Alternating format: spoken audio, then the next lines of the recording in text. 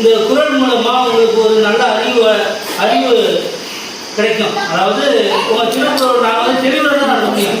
தாத்தா வந்து அதோட முக்கியத்துவம் பள்ளிக்கு பெருமையாக இருந்துச்சு, உங்களுக்கு பெருமையாக இருந்துச்சு. நீங்கள் இனிமேல் படிக்க ஆரம்பிச்சிருக்கீங்க. திருக்குறள் வந்து தாத்தா வந்து எழுதுக்காக உங்களுக்கு புரிய மாதிரி உங்களோட வயதுக்கு தகுந்த மாதிரி உங்களுக்கு என்ன செஞ்சுங்க பாடலோட நல்ல விழிப்புணர்வு ஏற்படுத்தும் வகையில் தாத்தா உங்களுக்கு வந்து திருக்குறள் எடுத்துருக்காங்க.